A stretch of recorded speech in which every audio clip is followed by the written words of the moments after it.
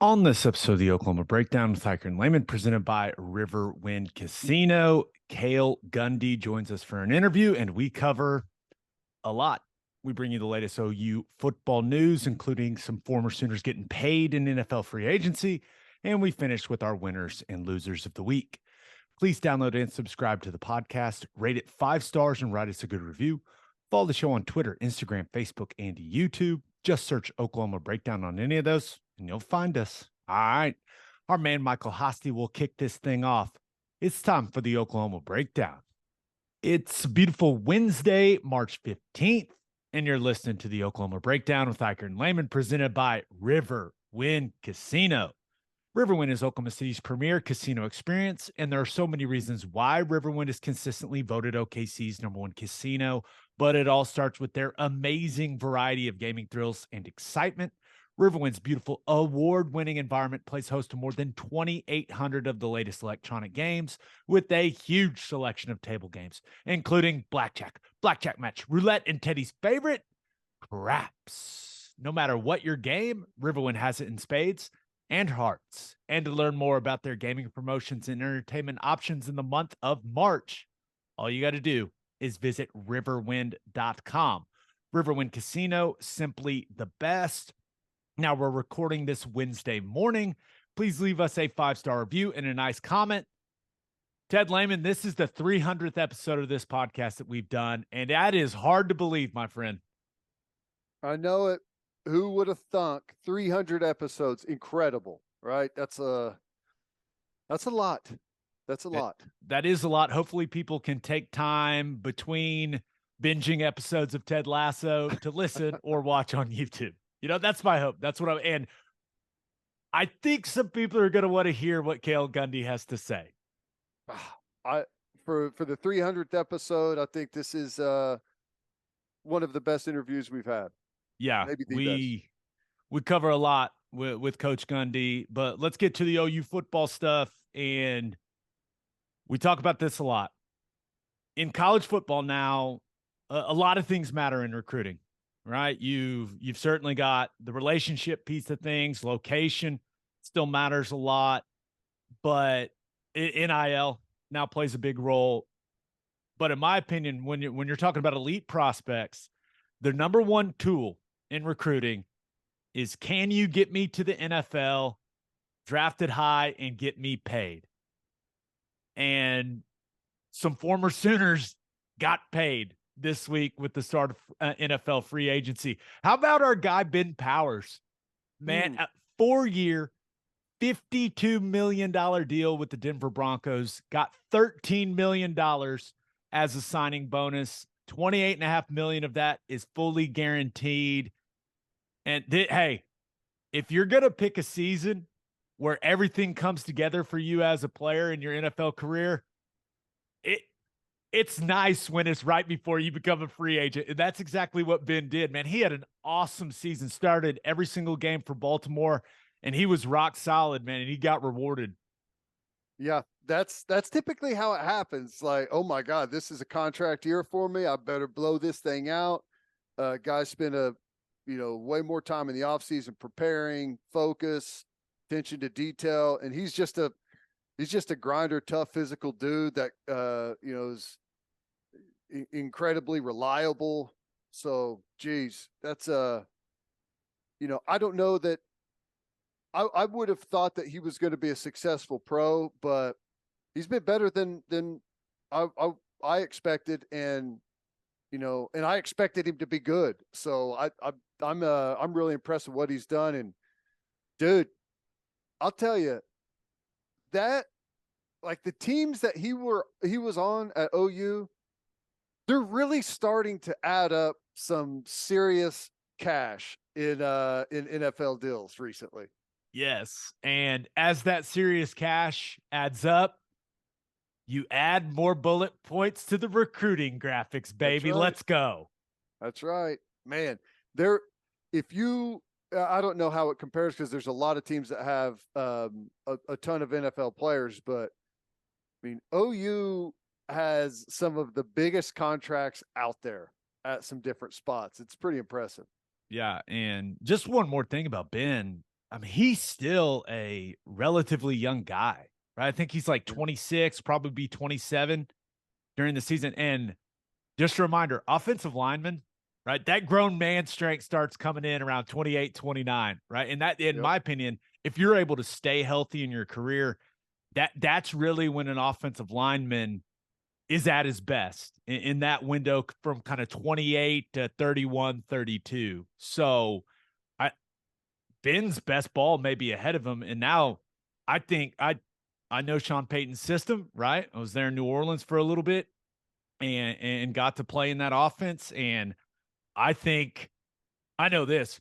Sean Payton loves him a mauling guard. Like absolutely loves him a mauling guard. So I think his time in Denver, if he can stay healthy, which is always the key, but I think he could have a really successful stint there, right? Needs to have a really good first 2 seasons so that he can reap the benefits of the back end of that contract. But get to protect Russell Wilson. We'll see, man. But I'm fired up for Ben. I'll tell you what's crazy. It's not very long ago that this is like a quarterback contract. That's so true. $13 million a year for a guard. Like, not too long ago, that's like unheard of. And I'm not talking like 20 years ago. I'm talking like single digit years ago. This is a quarterback contract. Ben Powers kind of looks like a quarterback. No, he is. I mean, he is. When you think offensive guard, he is exactly what you think of. And I would pay money because Ben's a different dude now, right? Developed a good relationship with him while he was playing at OU when I started doing the radio stuff or a radio broadcast with you, Ted. And he's a different cat. I would pay good money to see his interactions with Russell Wilson. Oh my gosh, I would pay. Can you imagine? Oh my gosh. No, I cannot imagine. I can't. It's going to be great. Russell Wilson needs to go a long way in winning that team back. Oh, no doubt, especially those guys on that defense. Oh boy. Yeah. But hey, Sean Payton, he built the offensive line. He invested a ton of resources in the offensive line during his tenure in New Orleans. Looks like he's doing the same there in Denver because they paid Mike McGlinchey too to be their right tackle. I mean, they paid him. So I'm going to be watching the Broncos a little more carefully now with Ben Powers there. Well, hey, it's a line of scrimmage sport, Gabe. Correct. Has not changed. Has not changed. Speaking of that, Obo got paid.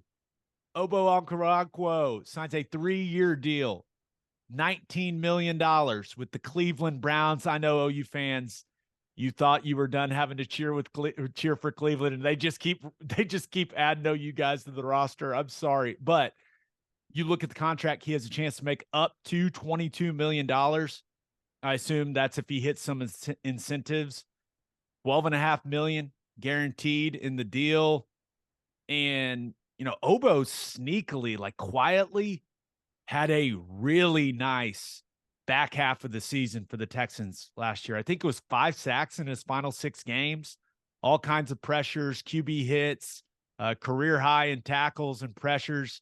So this just in, if you could affect the quarterback, people will pay you a lot of money, Ted.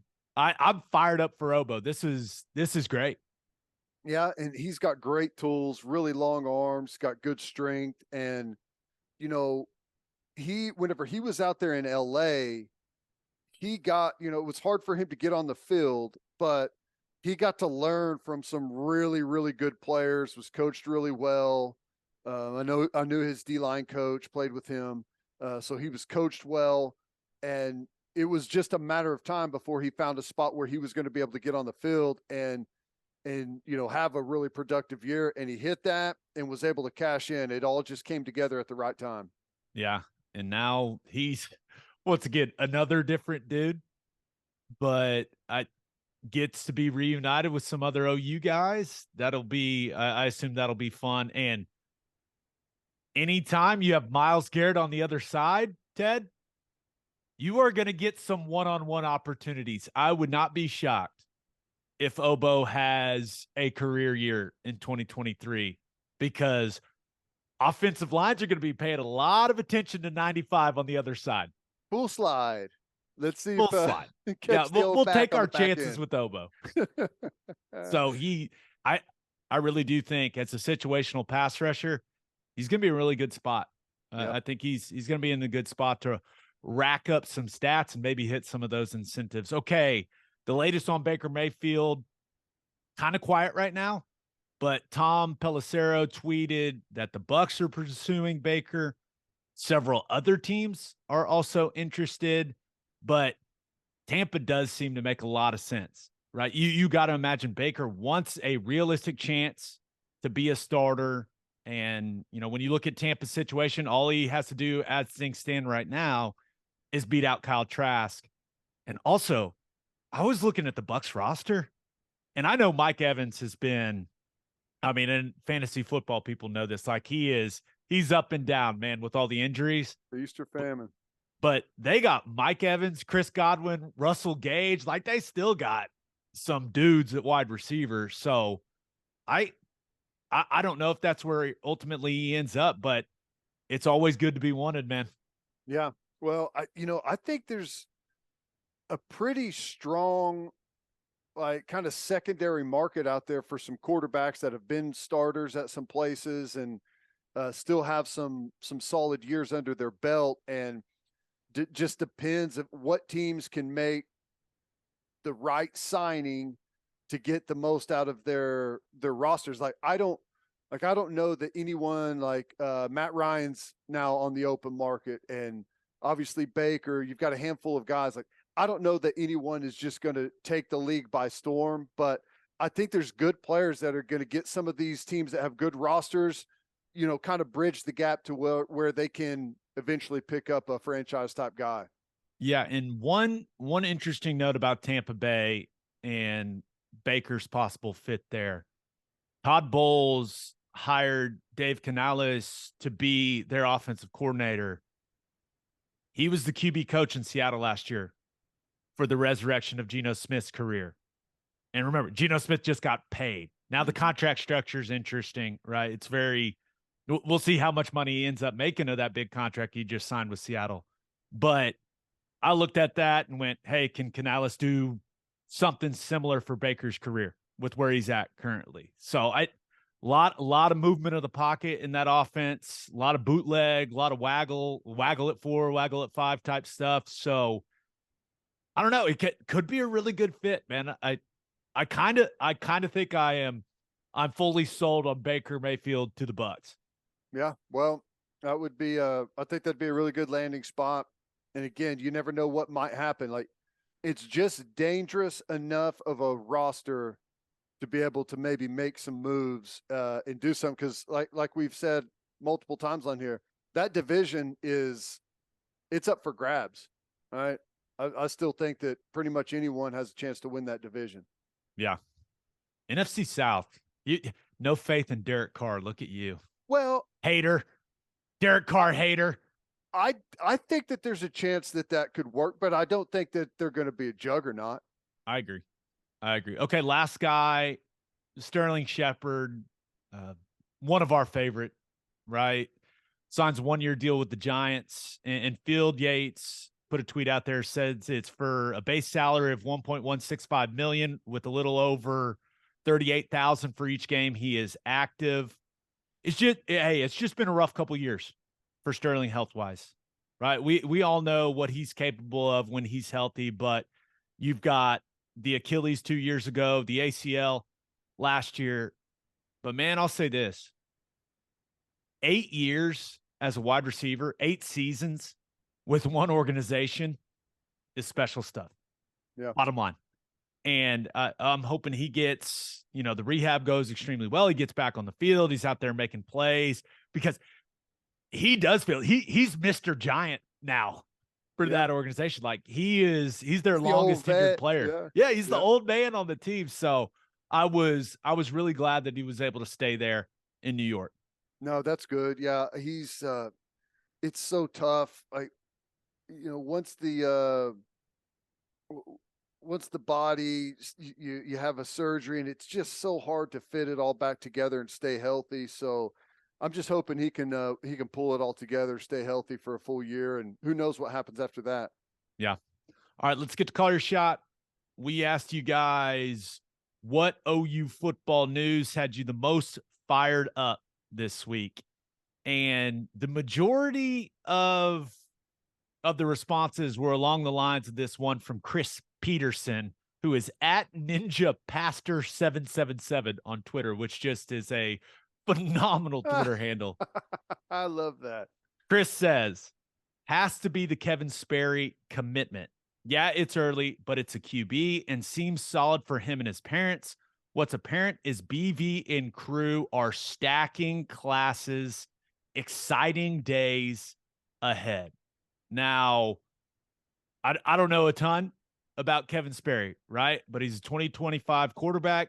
OU had only offered a couple QBs in that class, and he jumped on that offer.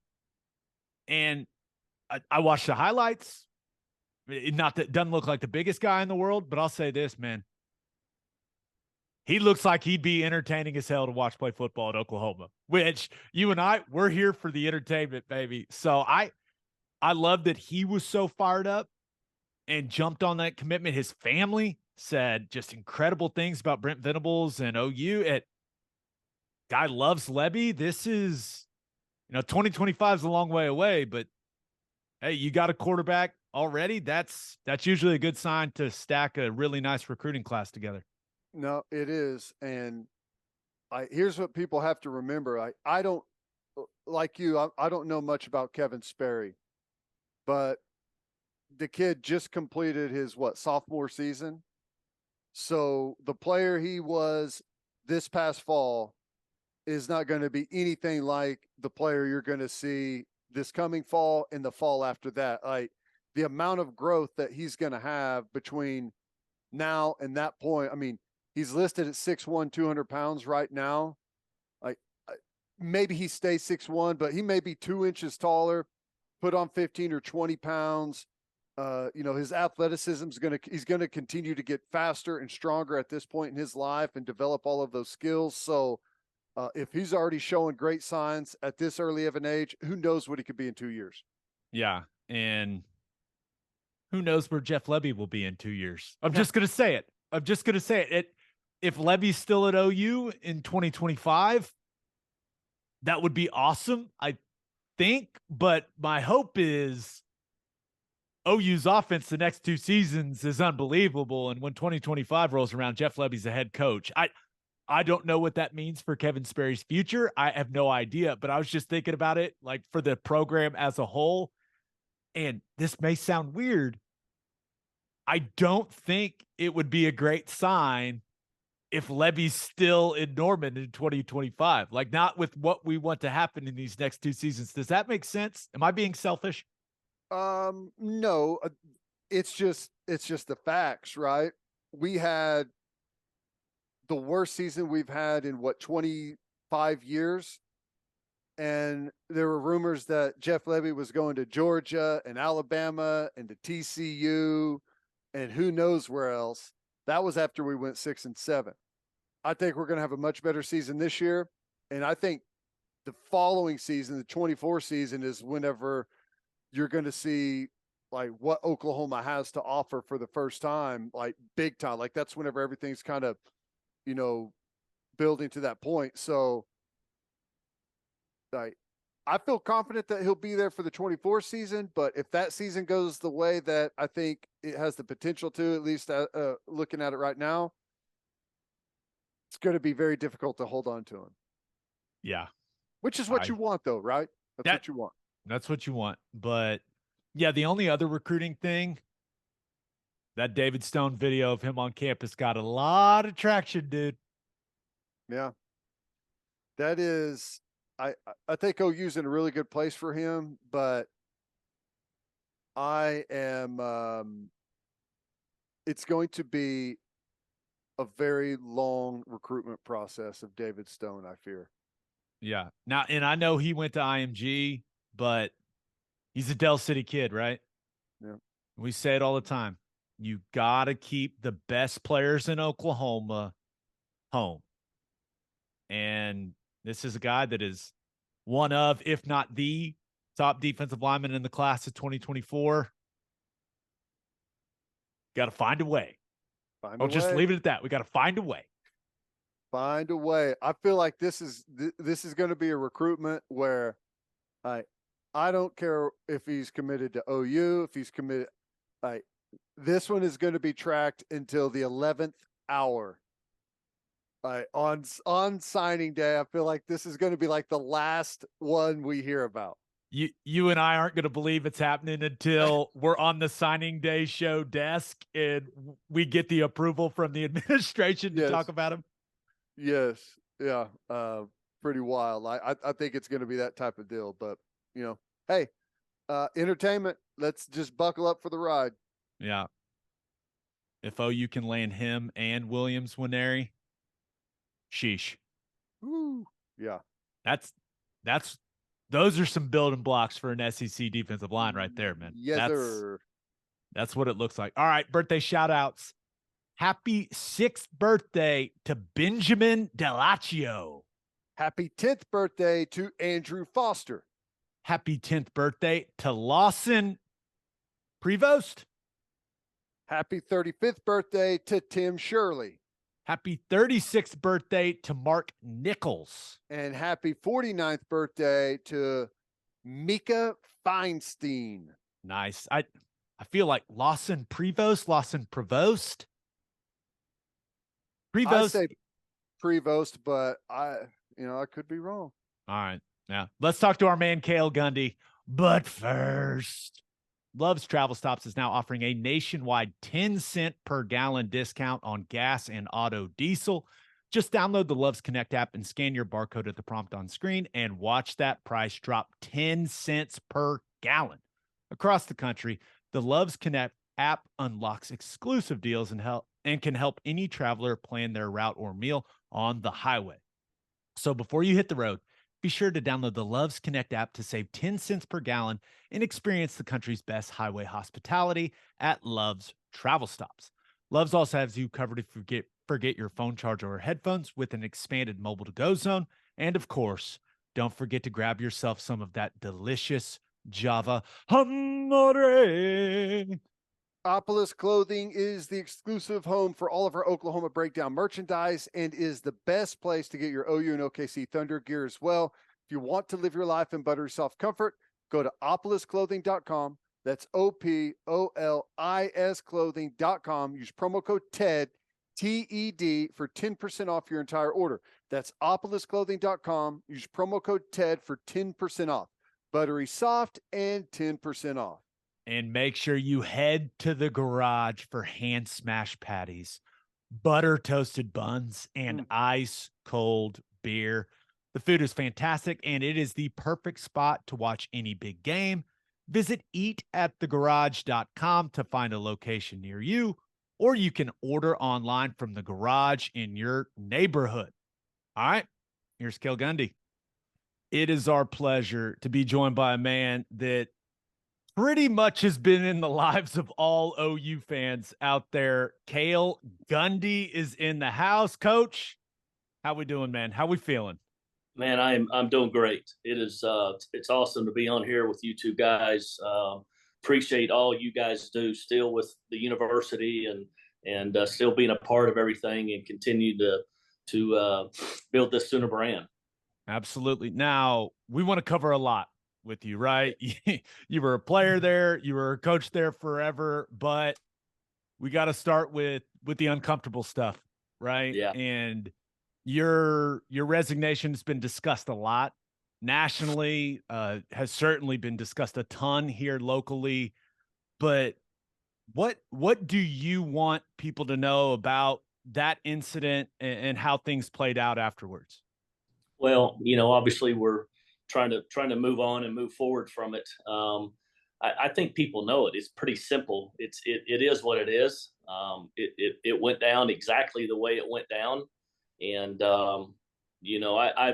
it's amazing. I don't think I've told you guys, but I mean, I can't go anywhere.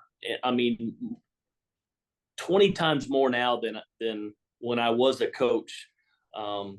But I mean, I can be in another state. I can be in an airport. I mean, I was out of the country. I could be at a gas station, Costco. I mean, people just constantly coming up to me. I mean, everywhere, just out of nowhere, just to say, Coach, appreciate you. Thanks for everything you've done for us. You know, this and that, and you know what? At the end of the day, that's what, you know. People know who I am. You know, I mean, all my friends know who I am. My former players know who I am. Everybody at that university knows who I am. There was never any intent. You guys know, you've been with me on the practice field. You've been with me when you've been on the sidelines watching me. I mean, I'm a very passionate person when it comes to practice, when it comes to meetings, when it comes to coaching, when it comes to recruiting. And, you know, I just got caught up in the moment. You know, I grabbed an iPad and I read about 15, 20 words, and that was it, you know, and that's all that it took. But you know what? Things happen for a reason.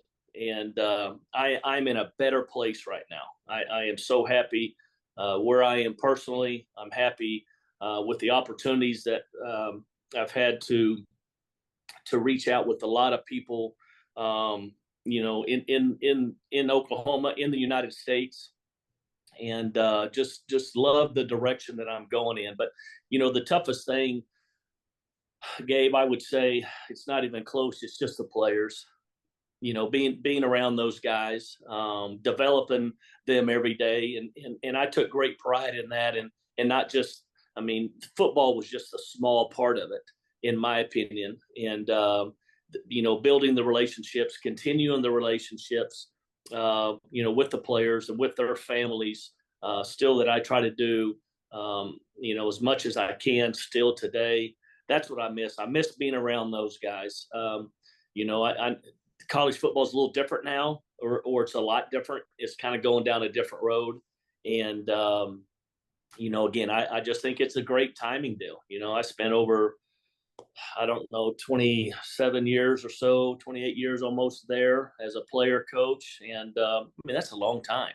You know, you talk about, you know, somebody did an article, you know, the guy that's been involved in the most wins as a player coach in Oklahoma football history. You know, I mean, that makes me smile. That's pretty cool, you know. So I can go to my grave. People know who I am. You know, my fans know who I am, and you know, things happen sometimes, and sometimes you don't like what they are or what comes of it, and you just got to get up and move on.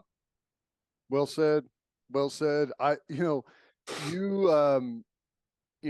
transitioned from a player, you went into coaching, obviously did that for a long time. Now, Gabe and I have gone through this. Curious to see how you did, but did you get the wake up and feel like you're supposed to be somewhere during football season all of the time? Saturday rolls around and, you know, there's games happening. It's like, am I supposed to be in a meeting? Am I supposed to be somewhere? That's like this high level of anxiety trying to get used to, I guess, normal life or whatever you want to call it. Yeah, it took me probably, I would say, 2 months to kind of get over that feeling, because, you know, our mode as coaches in that profession, which is a great profession, you know, you get up early in the morning and you go to work, you work all day, you come home, and you know, depending on what time it is, 7, 8, 9 o'clock, and you know, you see your wife, or you know, my kids are gone now, so you go to bed and you wake up and do it again, and you get in that cycle, you get in that mode forever. But it hit me about 2 months. I got outside of it. I finally, I was like, you know what, this is different. And I think I put something out on social media. I was with my wife. We were shopping. It was a Saturday morning before, I think, the OU OSU game, maybe, you know, and I was at Walmart. You know, I'm getting ready for Thanksgiving instead of, you know, and not being at the stadium, you know. So, but it took me a couple months, and also, you know, I've told people something that I've felt. You know, people used to tell me all the time, man, you've got so much pressure on you, you know, and you got all this built up, and I never thought that. I was like, no, are you kidding me? I mean, I work at the University of Oklahoma. We win championships. I've got great players. I've got a great wife, beautiful kids, my family. I mean, you know, I'm I make good money, get a great salary. I mean, everything was perfect, and but after, getting out of it a couple months away from it, I woke up one day and I really felt like everything just, was lifted off my shoulders. And knowing that I didn't have to be a part of that every day. And I'm still intact with people, I mean, there's so many coaches up there that reach out to me, and great friends of mine that I go spend time with them on their houses at nighttime. And so I'm still connected. I still communicate with players. Those guys call me. So part of me is still there. I know you said that, and I love hearing it, that you're really happy where you're at personally. But I got to assume some people have reached out. Like, what is coaching again on the table for you? Is it a never say never situation for you? Like, how do you feel about the possibility of coaching again? I would say it's a never say never situation. I mean, I'm 50 years old right now, and somewhat kind of getting somewhat on the back end of your life a little bit, kind of starting to got to the top of the hill and starting to kind of come downhill a little bit. Even though I still feel very young, I'm still extremely active. Having the opportunity to step away from this and to get around so many more people, and to really truly understand there's such a bigger world out there than what we just do in our life. And, again, it's just like that horse, you got those blinders on, and that's what I had. And I think that's what most coaches have. They know there's other things out there, but they don't really truly understand it. And when having the opportunity to step away and to get around a lot of these people, shake a lot of hands, go to lunches, go to dinners, see these people that are in other, businesses, companies, it's pretty cool. And I really, really like it. And I really want to, if you ask me right now, what am I going to do? I have some ideas, but I think I want to do several different things. I just don't want to have to wake up at 7:30 in the morning and go to work from 8 to 5. I'm not going to do that unless something great came along. But I'm gonna just do a little bit of this and a little bit of that, and just really enjoy my life from here on out. Yeah, that is interesting. Everyone always wonders, you see a football coach out there, like, what do you talk about other than football, right? And yeah, you're right, there's a lot of other stuff going on. You said something interesting. College football is going down a different road now. Yeah. I'd love to hear your opinion, your take on everything that's gone down over the last couple of years. NIL, transfer portal, a handful of rule changes. And I know you've always been a guy, more so maybe than anyone, that is in the player's corner. So I'm curious to hear, do you think some of these things are a good thing for players? Do you think it's a bad thing? Like, I struggle what to make of it at times. I think it's a little bit of both. And, with the NIL side of it, I think it's a great thing. I mean, hey, are you kidding me? I mean, I'm jealous. I couldn't be a part of it.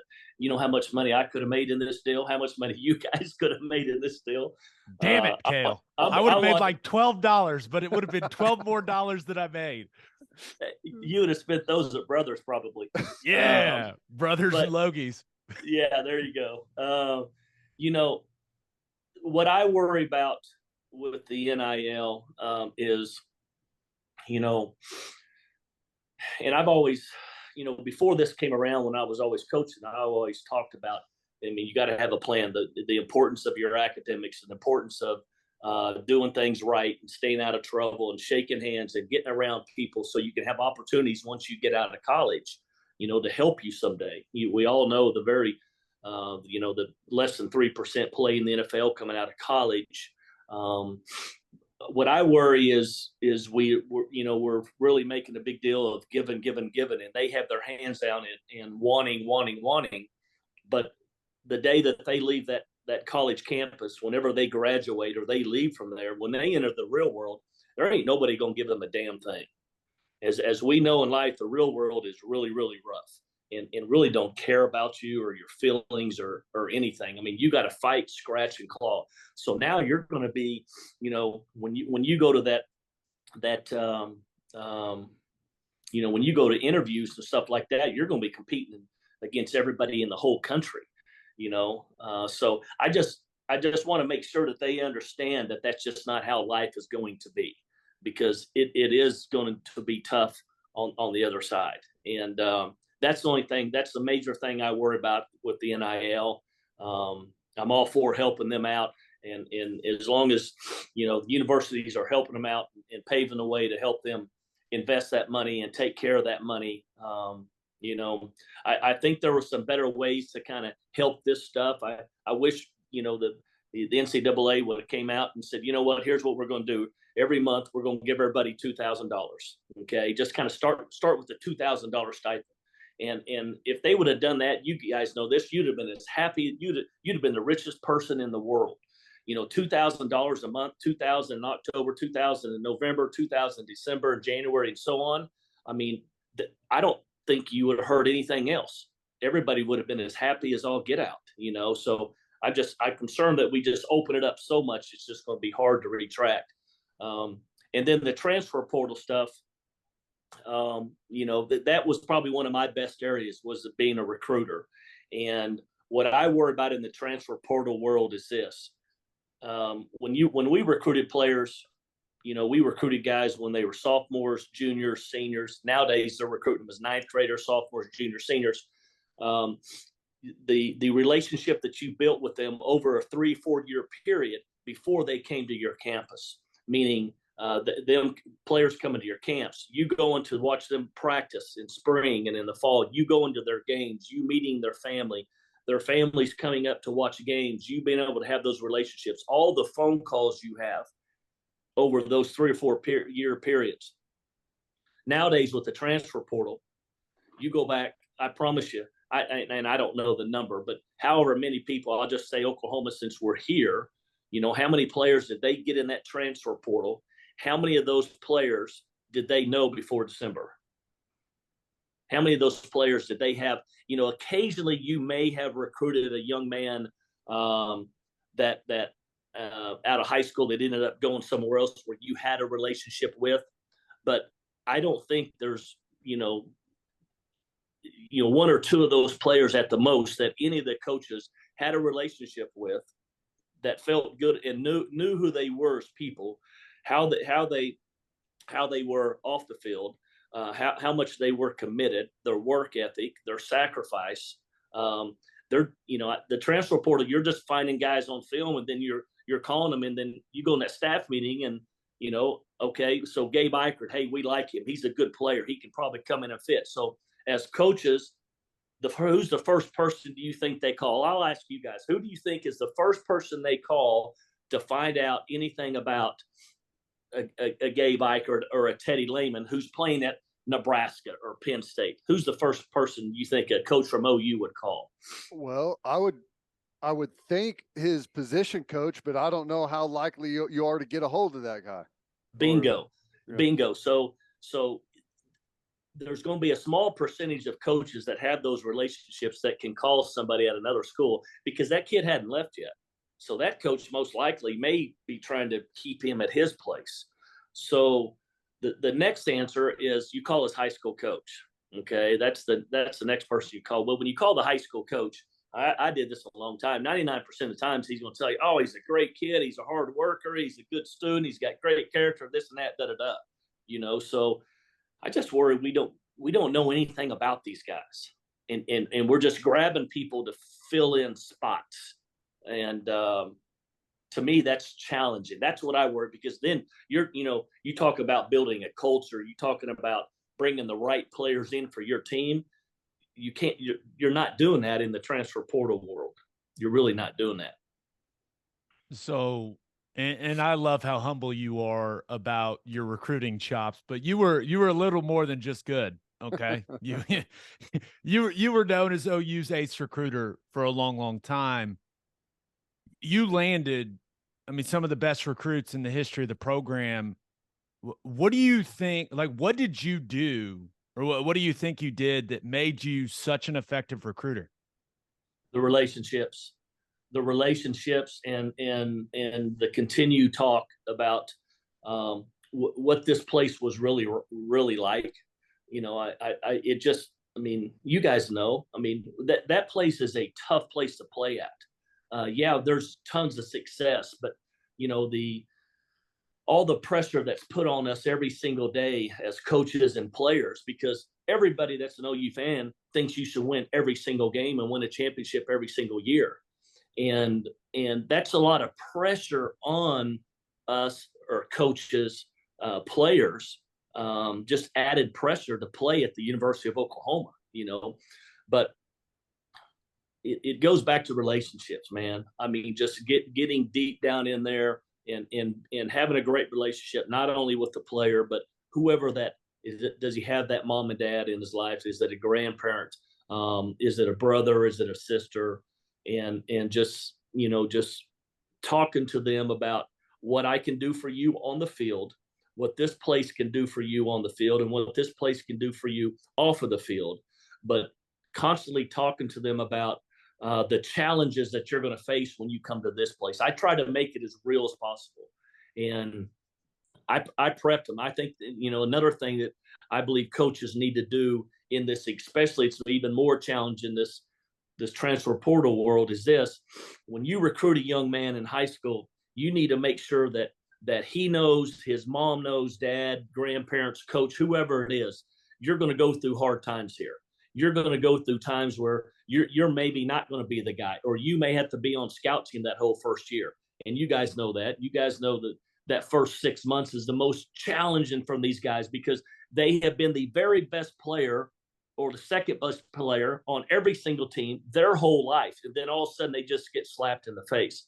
So you've got to prepare them for the hard moments. You've got to prepare them and prepare their families. So when that young man's sitting in that dorm room in October, and he's been in scout team for about 6 weeks and getting his butt chewed out, and he's with Smitty just getting cranked on every morning down there in that weight room, and he's going to call his mom or that coach and say, you know what, these guys aren't treating me any good. I don't like it. I want to get out of here. That mom or that coach needs to say, hey, you know what? Coach Gundy told us there's going to be days like this. You keep your butt there and you'll be all right.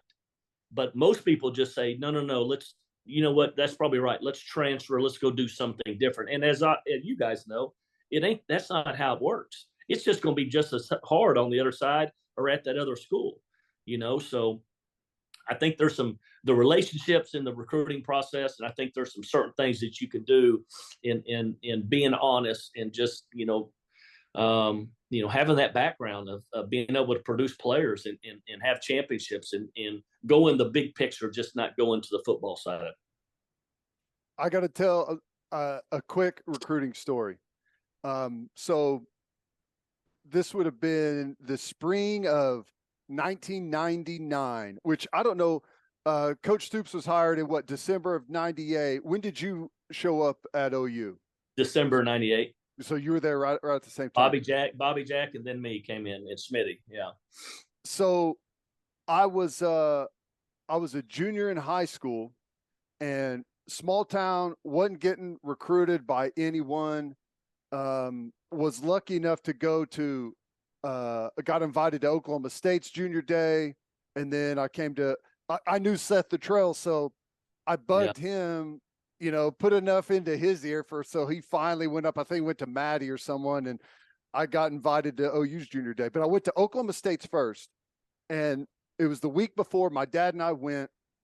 We stood there. We didn't talk to anyone. We talked to one coach who basically came up and told us that most of the kids here will never play Division I football.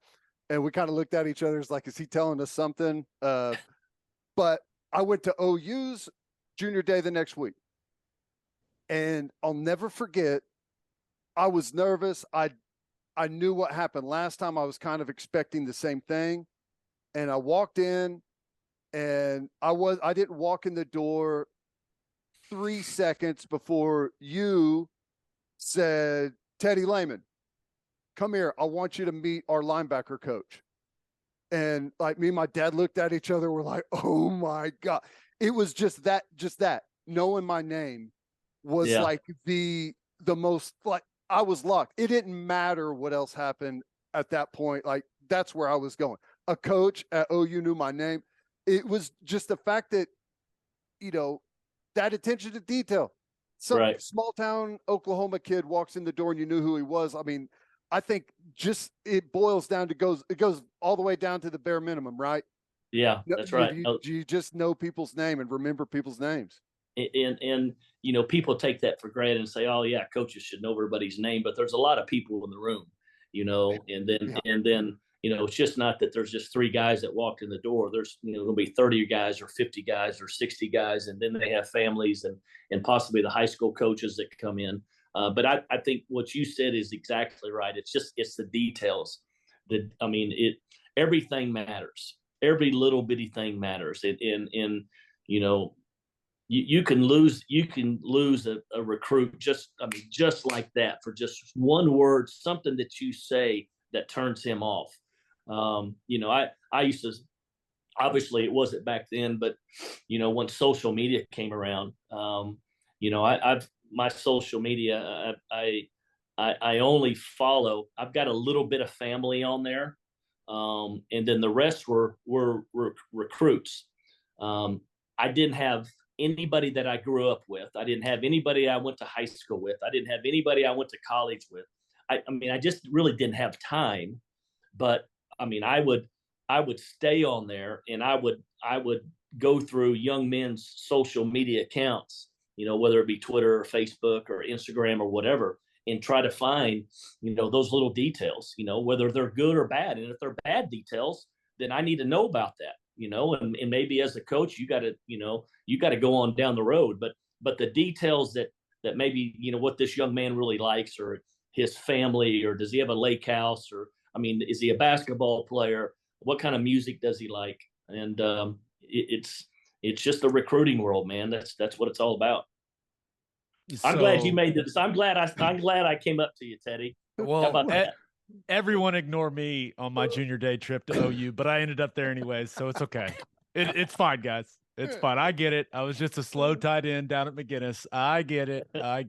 Well, now, you got to understand, this was spring. This is junior day #1, so yeah, everyone was like really amped up and yeah, they had it rolling a little bit once they looked at me and they're like, no. hey, so you guys, maybe you guys know this. So I was 26 years old when Bob hired me. I was the youngest guy on the staff. Spurrier Jr. was, I think, 27. You know, the rest of us were anywhere 28, 30, 31, 32. And I'm telling you what, now that first spring, living in, we lived in those over there on Highway 9, right on the southeast corner of Highway 9 and I-35, those Marriott townhomes or whatever. You know, we lived over there, and I mean, we worked our butt off during the day, and then we had so much fun at night. I swear it was like a fraternity house over there. And I mean, I'm talking every single night. And I can remember Spurrier, Steve Jr. and Jonathan Hayes. I was a Delt when I went to school down here, so we would go over to my frat house, kind of roam the halls a little bit, kind of hang out with people. Oh my gosh, the things that you get so much trouble for nowadays. But man, what a great time. Yeah, it was I assume a different era with some different rules. No camera phone, which was nice. Thank God. Now, I got one more recruiting question for you, because you've landed some big names over the years. What's the recruiting win that you had to work hardest for, like that you're most proud of? Oh gosh, well, it wasn't Joe Mixon, because Joe Mixon started calling me, which you guys might have heard that story, which is an unbelievable story. You know, Adrian Peterson obviously was you know, extremely tough, but you know what people don't know, I think, about his background was his dad had committed here to play basketball out of high school and did not end up making it here. So his dad had some Sooner ties and liked the University of Oklahoma. DeMarco Murray, it came down to USC and us. The coach at I've gone blank. Help me out, guys. Got Seattle. The Seahawks. Pete Carroll. Yeah, Pete Carroll. Pete wanted DeMarco to play corner. And obviously we wanted him to play offense. So I believe that's why we landed that deal. That was kind of a no-brainer there. Even though he would have been a legit first round corner just because of his size and his length. Samaje, it's probably Adrian Peterson. That's probably the one. Obviously you guys know the story of Bob and Darryl White, the receiver coach, and myself going down and seeing his dad in the penitentiary there, and a week later them passing they passed a rule or law or whatever that nobody else is going to be able to come in and get his dad out and visit with him. So that did a lot for us to end up signing, one of the greatest players ever play the game. Yeah. It's wild how recruiting has kind of changed over the years. And that goes back to the NIL thing. Like it seems like maybe less emphasis now on relationships. And I know that's still a part of it, but no, it's kind of turned into what can you get me as an NIL deal, right? I know it. And that's tough. And I've told people that, my whole career as a coach was built on relationships. And how can it's one thing if I just been doing this for 3 or 4 years, and the NIL comes and I need to kind of switch gears and kind of go down that road. But my whole career, coaching there 22 years, 4 years at UAB, 26 years, it was all about relationships. My life is about relationships. I love people. I love people. I love shaking hands. I love hugging people. I love getting to know people. I want to know where they're from, what high school they went from. They went to. What are they doing now? For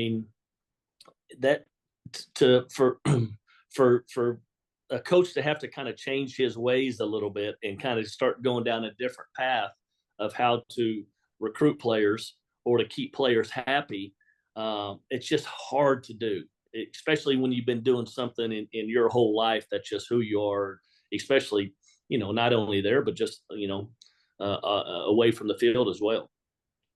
So, Cale, I do want to talk to you about the season we just saw from Oklahoma, right? You finished 6-7, clearly very, very disappointing.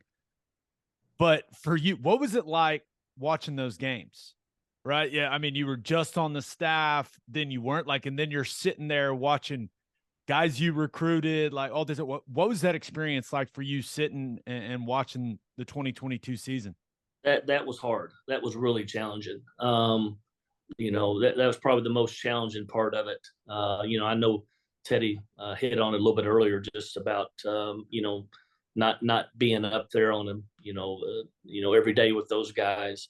But I was, Coach Switzer. I've been fortunate. Coach Switzer reached out to me the following morning after all my stuff went down back in August, and he's allowed me to be around him a bunch here over the last several months, which has been awesome. We all know him as a king. I'm gonna tell you what. I knew him as the king. That dude is really the king. You can't go anywhere in the United States when that man walks in the door. Everybody knows who he is. But he's allowed me to spend a lot of time and come to the games and sit in his suite. And to be honest, the home games I really don't watch very much, because up in the suites I typically go up and down the hallways and I'm just shaking people's hands, and I know so many people that have boxes up there, and just kind of getting to know people and get around people. I literally maybe watch 10 plays a game, the home games. Now the away games, sitting at the house and watching them, man, it is tough. It is really, really, really tough. But just so happy and excited for the guys. And again, I know it was challenging what they went through. They are not a 6-7 team last year. No, that team should have won at the very least 8 games. At least 8 games. That team is a 9-10 win team last year. So hopefully they'll get whatever the problems they had, which, seems to be quite a few. Hopefully they can get those things fixed. And because, you go back and look at it, they had all the same talents, the same players that they played the year before with. People used to talk that Lincoln took all of them. No, you go back and look at defensively. I think last year, I think somebody was telling me, and you guys might know this, or you could look it up, 7 or 8 this past fall, either 7 or 8 of their leading tacklers were on the team the year before with Alex Grinch and Lincoln Riley. So it's still the same players, but for some reason there was a misconnect. Things just weren't very good. And it could be anything. It could be anything. In my opinion, it has nothing to do with on the field. In my opinion, had everything to do with off the field. I think the huge change, the long meetings, I think those guys were wore out. Matter of fact, I know they were.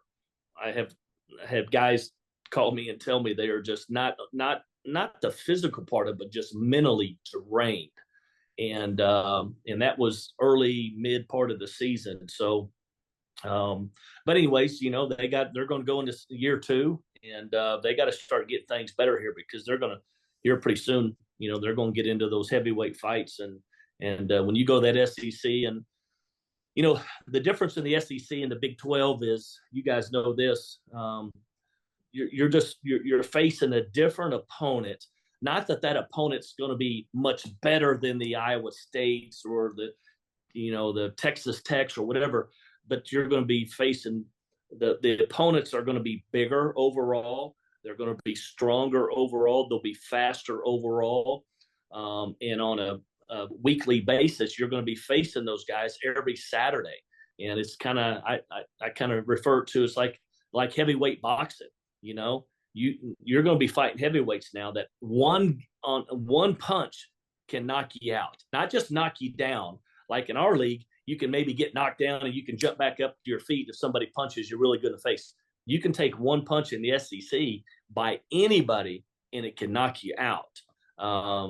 That's going to be the challenge for those guys moving forward.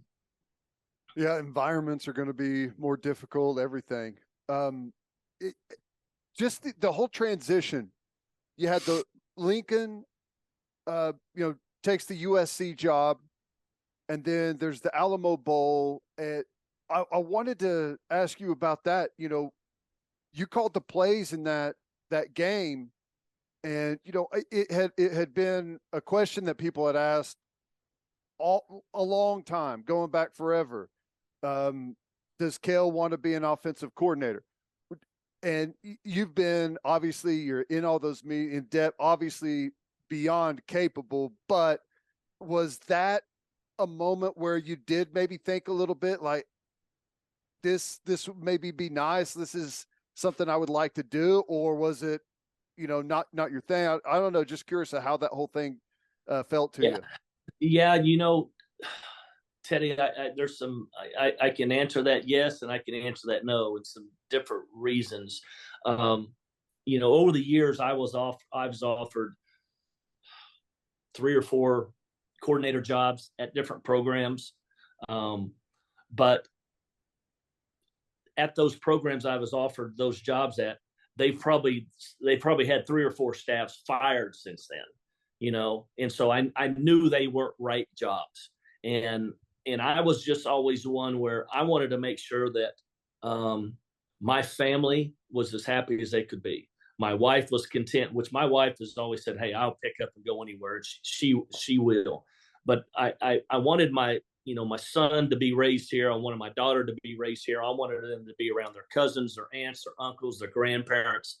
And in the football world, you can't do that so much. Every 3 years, it is every 3 years they move, coaches move, and they pack up and go somewhere else.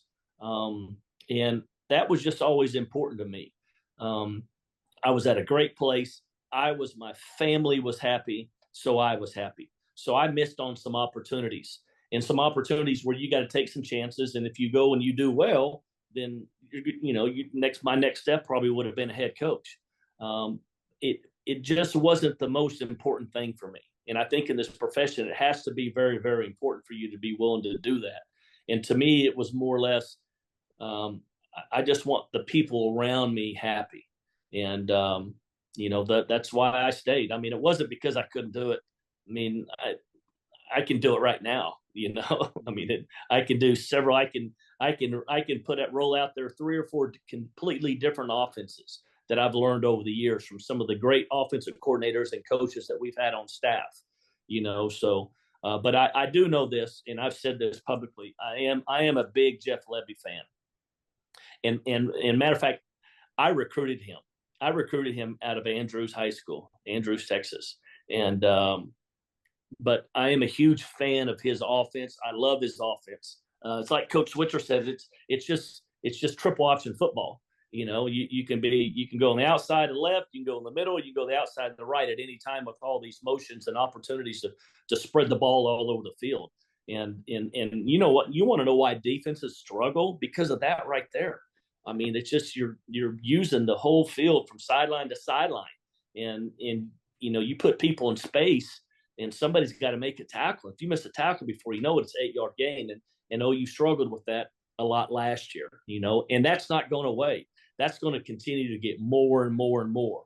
You look at the NFL. You notice that the NFL the last couple of years, receivers are starting to get smaller and smaller because they're taking the fastest guys that they can find. They don't can't crush them anymore. You can't crush them, but they can't run with them. They can't tackle. They don't care if they're 5'4", 5'5", and it's putting stress on there. So when you find teams that have defenses that are good or successful, man, you got a chance to be a championship football team because it's hard on defenses nowadays. Absolutely. Don't even get Teddy started on the RPO stuff. Lineman downfield. Oh my God, yeah. Cale, I have to hear it constantly. It's cheating. The complaining. It is when they're like 6 yards down the field. It is. Let me ask you this. Here's a simple question, Cale. How far down the field could you be at quarterback whenever you threw the football? 0. Couldn't cross the line of scrimmage. Or I could, right. but my whole body. But yeah. Right. So that to me tells the whole story of what we're talking about right here. If you're not an eligible receiver, you should not be able to be downfield.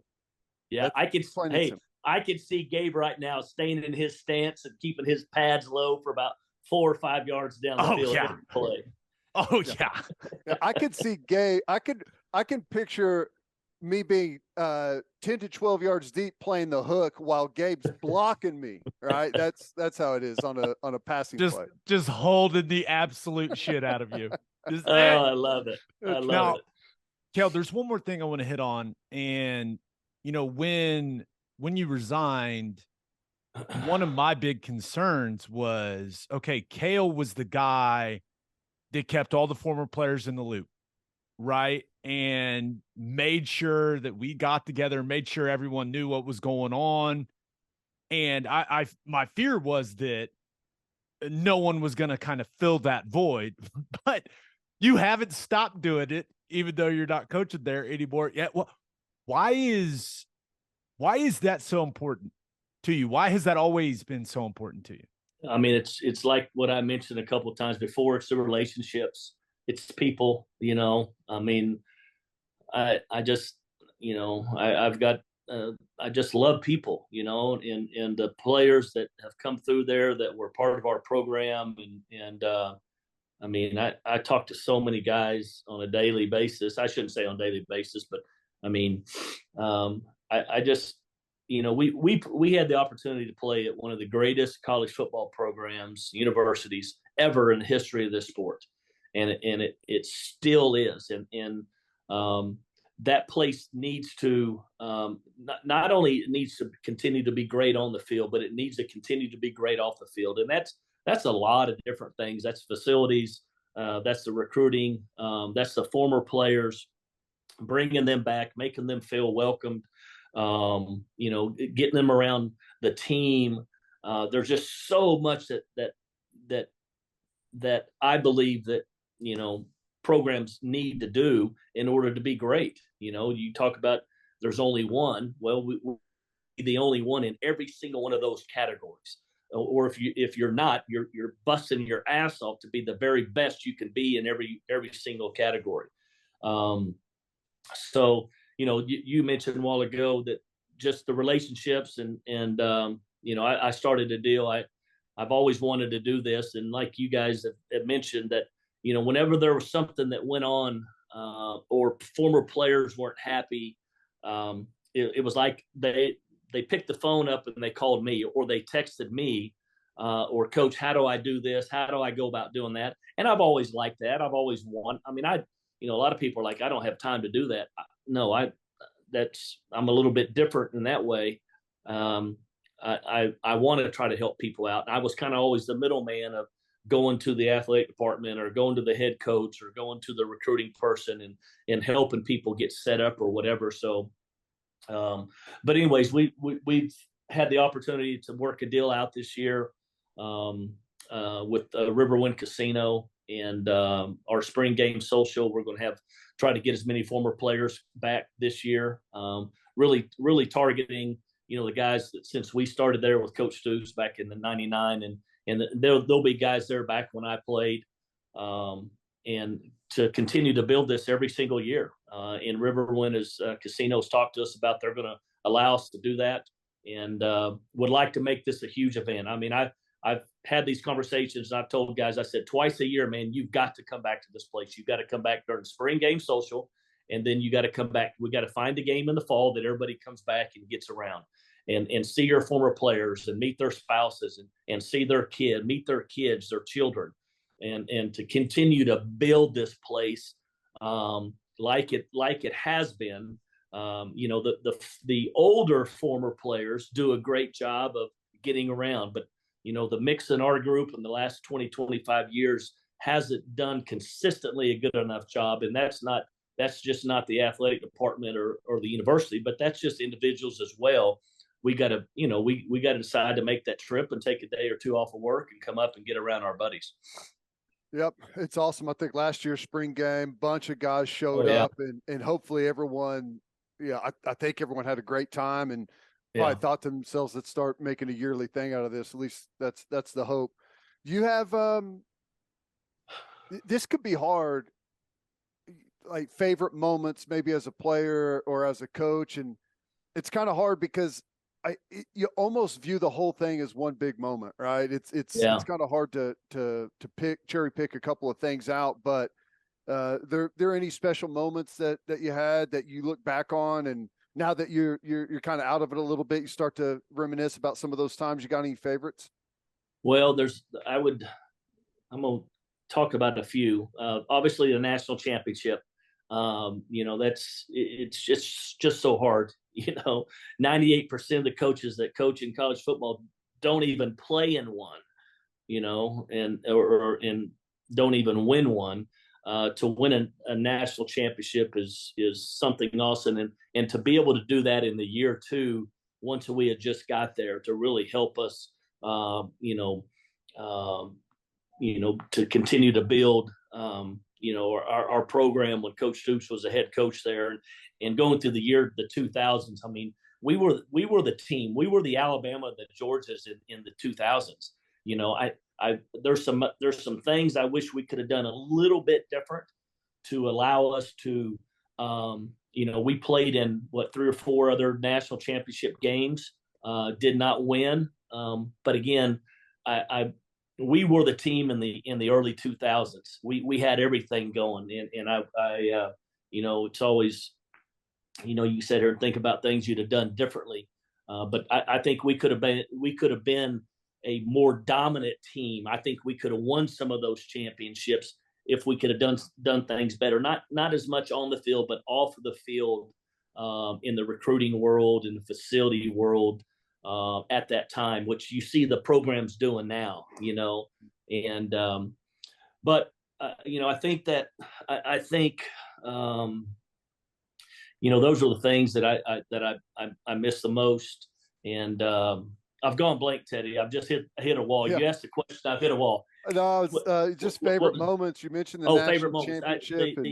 The away games. I love playing on the road, man. I love taking our team of 60, 70 players and our staff and going on the road and playing games, because Oklahoma is going to get everybody's best. If a stadium holds 50,000 people and they average about 35,000 a game, when Oklahoma comes to town, it's packed.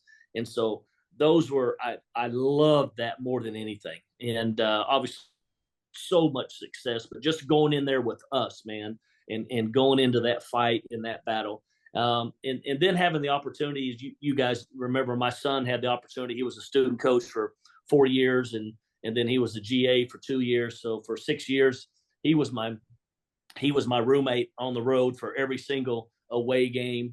And just the cool moments that we had together, whether at the Rose Bowls, the Orange Bowls, the Sugar Bowls, Notre Dame's, Ohio State's, just classic, because why? Because it's important, because family's important with me, and then just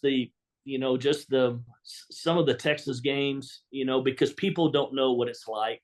They don't know what it's like to be on that team and to drive into that Cotton Bowl.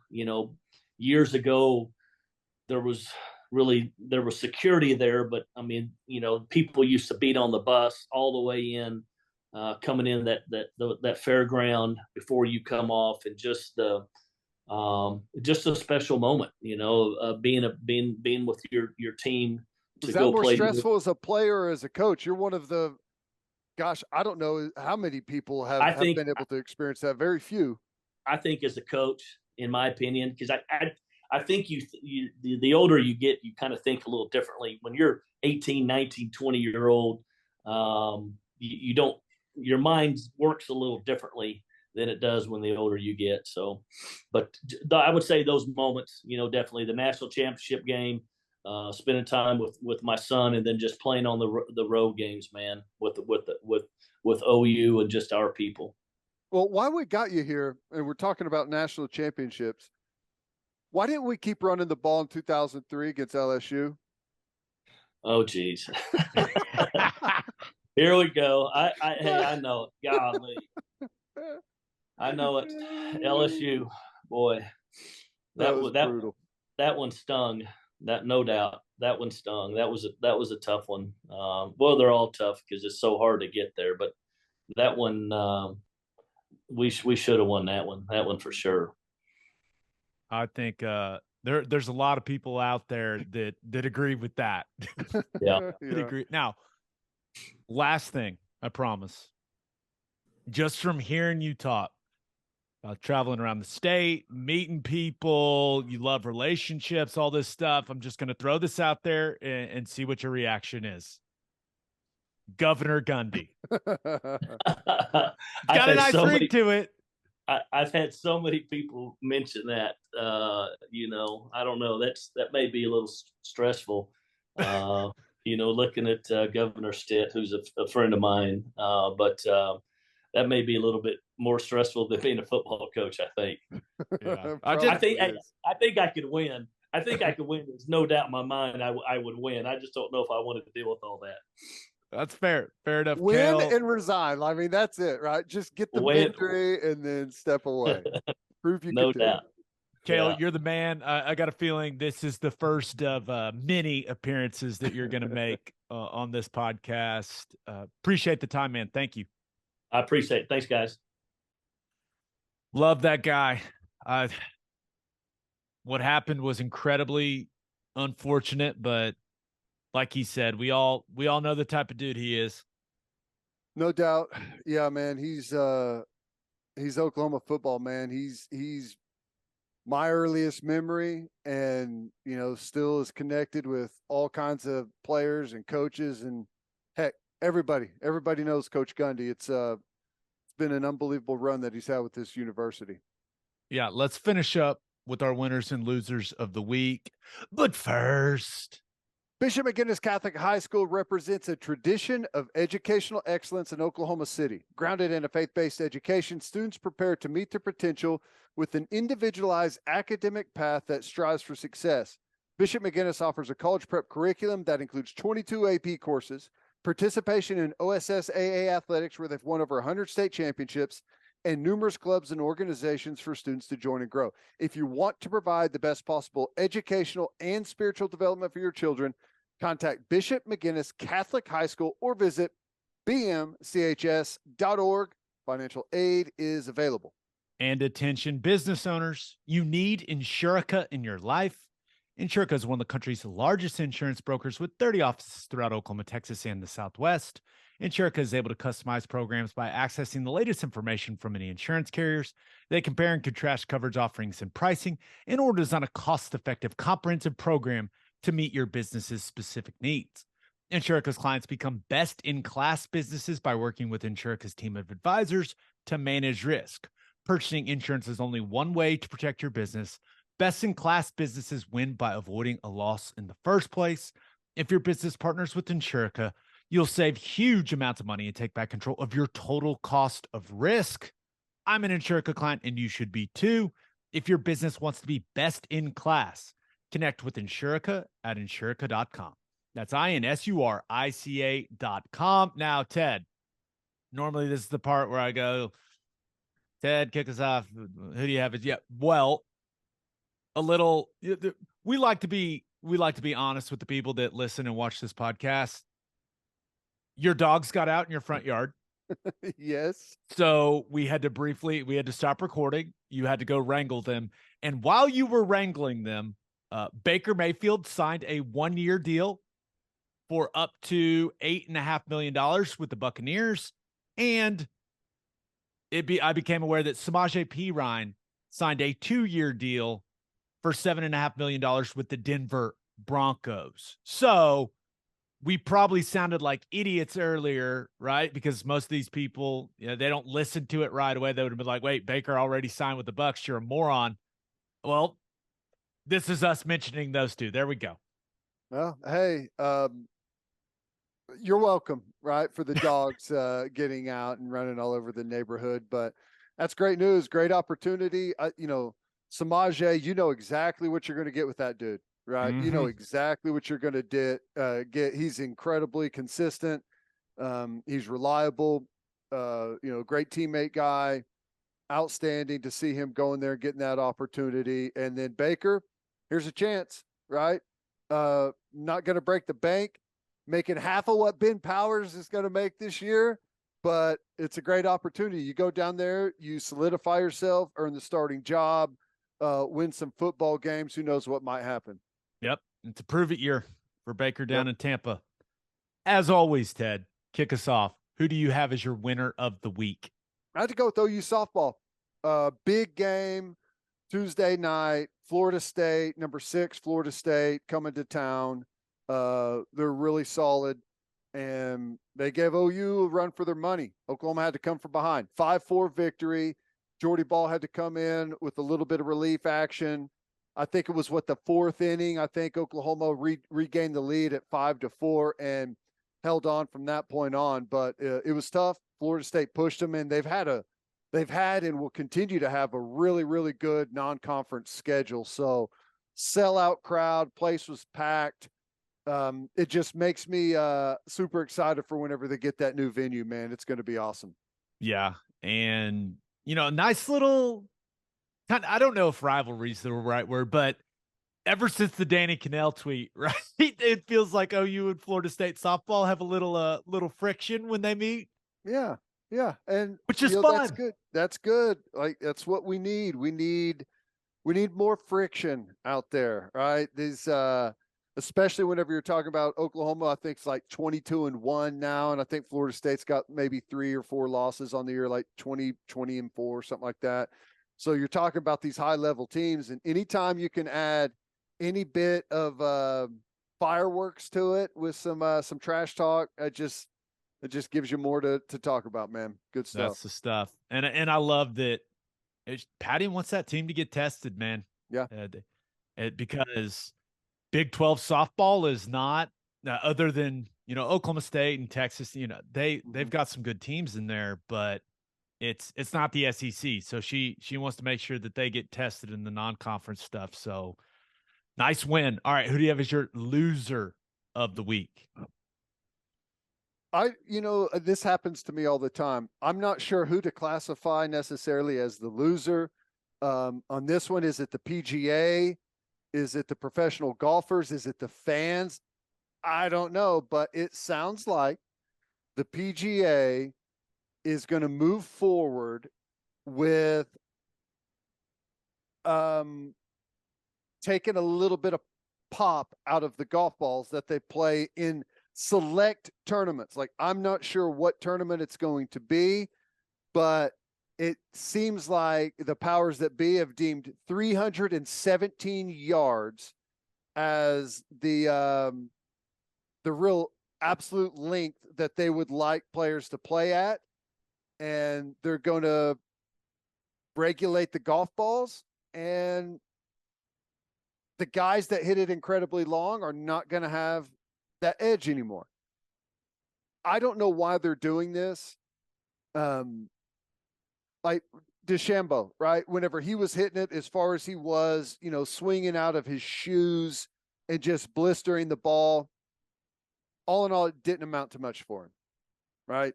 I don't know how much he ended up gaining strokes on the field, or if he even did. Like, if he all of a sudden started winning every single tournament and no one else could catch him, you may have a problem on your hands. But I think it's really weird. I found this interesting. I was watching a TaylorMade thing the other day where all of the TaylorMade team were hitting drives, and Tiger Woods was hitting the new driver. Guess how far he was hitting it, Gabe? 317 yards. Huh. So, I think they may see that the youth is maybe running off and leaving some of the stars. And maybe this is a way to keep some of those stars a little bit more competitive for a little longer. I don't know. I don't know any other reason they would do it. Yeah. The only thing I can think of is they just don't want to have to make like 8,000-yard golf courses. You know what I mean? That's true. We're running out of real estate. Yeah, it's basically, hey, we're running out of space at some of these places with how good the equipment and the golf balls are and how good these guys are rotate, man. I mean, the swing speeds, all that, it's insane. But I don't think I'm really going to care if they deaden the golf ball a little bit. It's not going to change how I watch the sport at all. And the one thing, and correct me if I'm wrong, but they're going to change the golf ball for everyone. So won't the guys that are shorter hitters won't it just be a percentage thing where they're hitting it a little shorter? Or is it they can dial the golf ball in to where it's like 317 is as far as that thing's going no matter what? I'm not exactly sure, but I think there's like it's like a compression thing. So I don't think that it hurts you until you're hitting it past that point. Gotcha. But football guy talking golf balls. Okay. Take football guys talking physics. Yeah. Take that for what it's worth. I'm not exactly sure on that, but I think that may be the case, or else, like, what are we really accomplishing? All right. So I don't know. Just so the USGA knows, the guys are just going to swing harder. I know. They're just going to learn to hit it hard. Because I assume there's like a certain club head speed, swing speed, like all that stuff where they are predicting what this ball is going to do. Now, I'm just going down a physics rabbit hole. It's been a long time since I've done a physics problem, been since college. So I don't remember all of it, but usually when you change something, the best in the sport find a way to make the change. Yeah. A little irrelevant. Adapt, right? Adapt. Correct. So I don't know. We'll see. Maybe we won't even notice. Maybe we won't care. Maybe we'll love it because, like I said, some of the guys that maybe can't just rip at 350 are able to compete a little bit more, makes the top, way more competitive. So I don't know, but there's some players on the course that have dedicated a lot of time and effort and energy into hitting the ball really far. They're not happy about it. And I get that. I totally get that. All right, let's get to my winner and loser. But first, John Vance Auto Group has been serving Oklahomans for 40 years, family owned and operated. They got 9 full service dealerships in Woodward, Miami, and Guthrie. No matter what your vehicle needs are, John Vance Auto Group has you covered. They carry domestic brands such as Ford, Lincoln, Chevy, Buick, GMC, Chrysler, Dodge, Ram, Jeep, and Wagoneer. John Vance Auto Group's goal is to give unequaled service and to exceed customers' expectations in every way, which is why they have their lifetime loyalty program. And here's how it works. You buy a new or used car from them. All you have to do is get all of the manufacturer recommended maintenance done at the Vance dealership. And if something goes wrong with the components of your engine, transmission, drive, axle, or transfer unit, they will cover the repair costs. It's a great deal. You can browse their entire inventory or find the John Vance dealership near you at vanceautogroup.com. And First Fidelity Bank did not lose all of its people, all of their money this week. How about that? That's shockingly, that's a great sign. It's a great sign. First Fidelity Bank is a full-service financial institution based in Oklahoma with tailored solutions for all your personal and business needs. Checking accounts, saving accounts, home loans, and much more. They do it all, whether it's online banking from your computer or mobile banking from your phone. Everything is stress-free with FFB. Making mobile deposits, paying bills online, and moving money to different accounts could not be easier. Make your life easier and go bank with First Fidelity Bank. Visit ffb.com for more information. I just know someone's going to be like, well, actually, Gabe, the FDIC, they're going to step it. Yeah, I know. I can read. I'm not that dumb, but good people at First Fidelity Bank. How about that? All right. For my winner of the week, thought about going with Ole Miss. Now, I realized that people aren't going to be able to look at Chris Beard the same ever, right? With the domestic assault allegations, with those charges that were brought against him that, remember, they got dropped, and it was a charge that was dropped because the victim wanted it dropped. Right. From everything I can gather, like that's how that whole thing pretty much played out. But if you just remove that, and I know it's really, really hard to remove that with him now because we're all going to view him differently moving forward. But the damage is done to his reputation. He's got to live with that. But if you're Ole Miss, you just landed the best basketball coach in the history of the school. Yeah. And once again, you don't have to cheer for him. You don't have to hope he does well, but the guy took Texas Tech to the national championship game, and they probably should have won it. I mean, he has proven that he knows how to assemble a team and win games. I know that it feels like a very polarizing hire when you look at the media reaction to it. You look at social media and how people reacted to it, but winning can make a lot of things disappear. Like, it just makes people forget about stuff. And if you're an Ole Miss fan, you're looking at this going, well, it seems like he's going to win a lot of games. Once again, don't have to think he's a good dude. Don't have to forget the charges that were brought against him, but that they got dropped, and he's the head coach at Ole Miss, and I assume that fan base is very excited. I guess if you're an Ole Miss fan, here's what you have to hope. You have to hope that, and I don't know, do you know what the final numbers were? I didn't see a contract. Like, I didn't see a figure, but I guarantee you they're paying him. I know they're going to be paying him well, but I'd be shocked if it was anything like the contract he had at Texas, right? I agree with that. So I guess what I'm saying is, if you're an Ole Miss fan, or maybe just a basketball fan in general, or just a person in general, maybe you have to hope that Chris Beard recognizes what a massive mistake he made, and Ole Miss is getting the best version of Chris Beard, like whatever that is, like knowing that he has to be better in whatever different parts of his life, and that's all going to carry forward. That's really all that you can hope, right? Guy made a huge mistake, cost him a ton of money at Texas. Now, I know he's getting it's going to be a nice contract at Ole Miss, but. And he's getting another opportunity right away. Yeah. So I don't know. I guess that's what you have to hope for, right? Is that he learned a lesson here, and he's going to be better. And, you're going to get the best version of him, I guess. That's the thing you have to hope for. Yeah. No, and hopefully, I don't know, maybe this isn't the best way to put it, but like, hopefully he does his penance. I think it goes a long way when someone goes through an incident like this and then does some work, like talking about, does some work with some organizations that handle people that have been victims of domestic violence, like that type of stuff. And maybe none of those organizations want him involved, but yeah. I do think, I think putting the effort to do something like that would go a long way with a lot of people when it comes to his reputation and how people feel about him.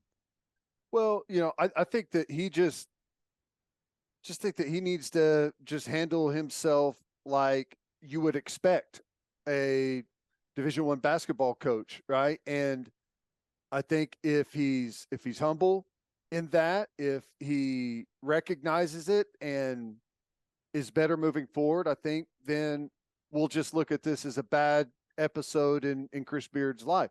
But, there is also the chance where he says, you guys can't touch me, right? Look what happened.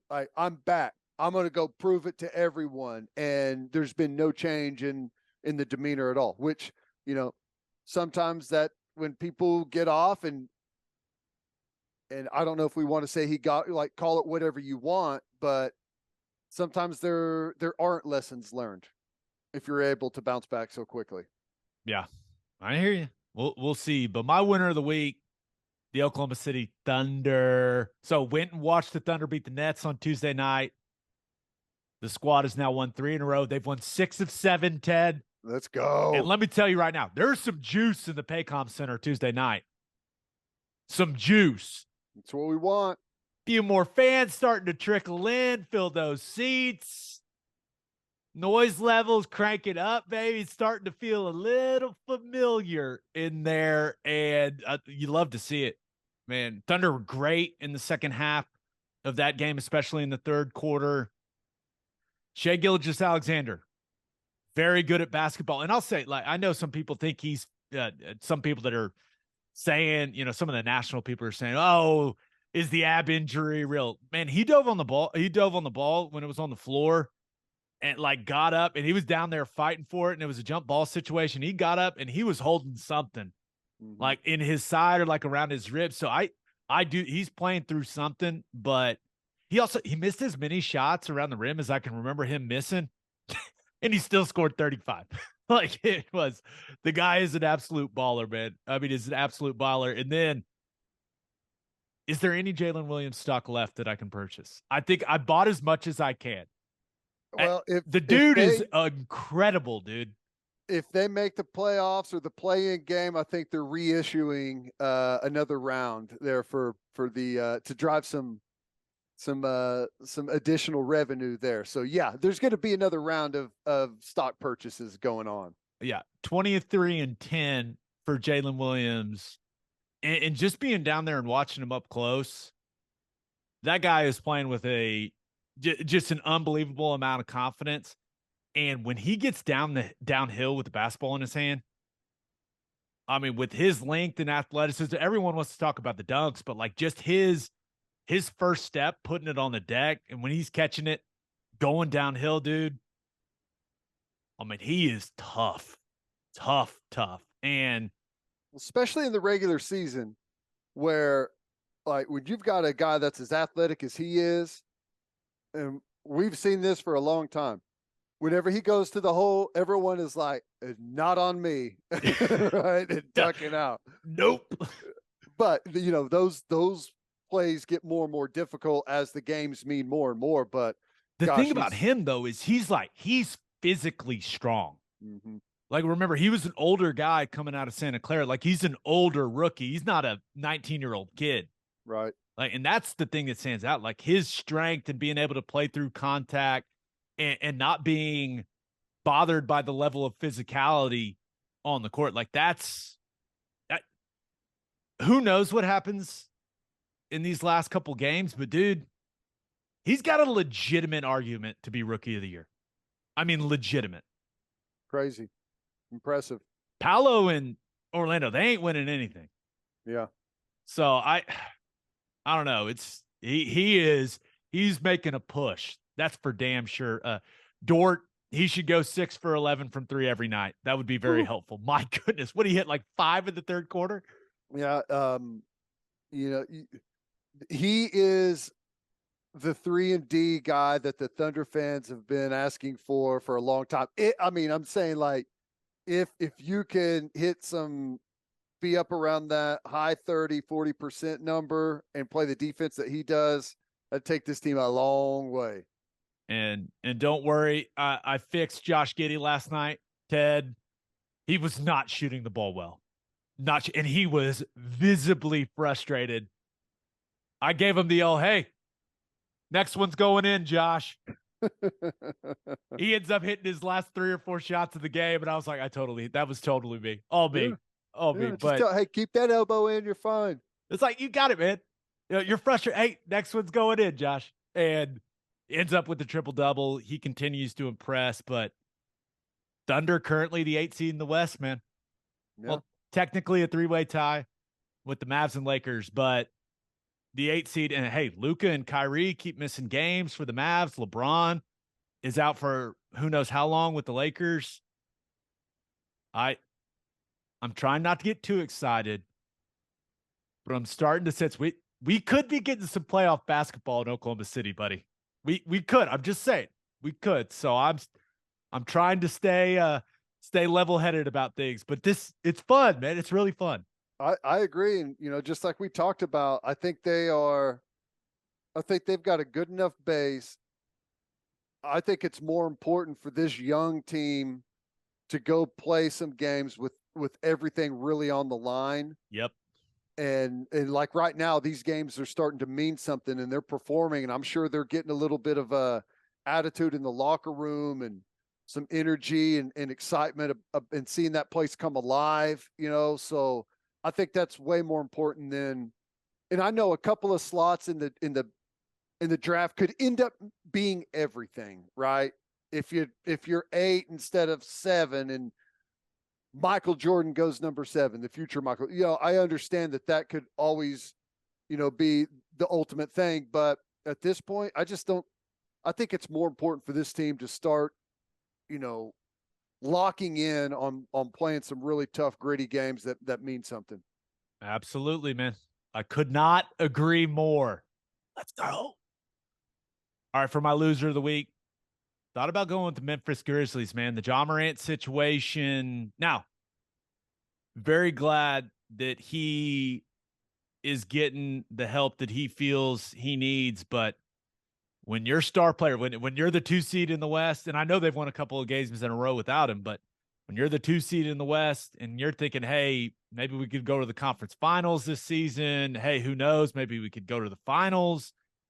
And your best player is checking into a counseling facility in Florida in the middle of March, and you got no timetable for his return. It's a bad situation, man. It's a bad situation there in Memphis. Well, it is. We may enter a deflationary period in the economy, though, because the amount of cash they had to inject into the system for his strip club ventures, my goodness, that photo is something. First of all, I don't know. What was it? Shotgun Willies? Do they just never want a big spender to come there ever again? Well, that seems very detrimental to your business model to be releasing photos like that. And I don't know who did it. But I know that. Well, I guarantee they got paid for those photos. There's no doubt. But the point is relevant. Yes. It's almost, did they not just kill their business? I don't know. Is it weird that was my first thought, seeing the strip club photos? I wasn't worried about it. First of all, the first thought is, wow, look at all that cash. That's amazing. And then the second thought was, why would they do that? What? No amount of money from TMZ or whoever. I think Ja Morant's never going there again. I think they feel strongly about their product. And I think that there's also a group that saw that and was like, I know where we're going tonight. So I don't know. I don't know how to take it, honestly, but you would think the high net worth individuals are maybe a little skeptical of the establishment now. I will say this, in my NFL days, I was able to gather some information from some of the higher profile players that I was teammates with. Ja, you want to keep doing that? Just fly them in and have them come to the house, man. You got the money to do it. That, right? Just fly, and there won't be any cameras, and you won't have to worry about it. Just bring everyone to the house. That's what I was able to gather from some of the franchise type players that I was around. For him, much cheaper in the long run. Correct. To do it that way. Yes. Yes. All right. But for my loser of the week, I'm going with the New York Jets, man. And it hasn't happened yet. Maybe it'll happen here right after we get done recording. But Aaron Rodgers is going to be a Jet, right? He's going to be a Jet. But this whole wish list before I sign, what was it? And Diana Rossini reported that he has provided the Jets with a wish list of free agents. Randall Cobb, who's like my age, Alan Lazard. Now they already signed Alan Lazard, gave him a solid contract, and he was good last year for the Packers. But Mercedes Lewis is like 38 or 39. Odell Beckham Jr. When's the last time we saw him on a field? Are these the guys that are going to get them over the hump in the AFC East? I don't know, man. This whole thing is starting to feel like it's got disaster written all over it for me. Well, here's the benefit. For most of these guys, they're not going to cost hardly anything. But they cost you a roster spot. That's true. That's true. I don't know. If the offensive line is healthy and they're good on the offensive line, they've got some good players there. You give him whoever he wants. You want Randall? I think that part matters less. But if he's in the locker room with just a bunch of his buds, that's kind of really what you got to worry about, right? Is that this is just screw around time, It's just straight. We just don't see it, right? Mm-mm. I mean, the guy's not even on the team yet. He's like, this is who I want. And I guess with what the Jets went through with their quarterback position last year, they're probably like, hey, man, whatever you want.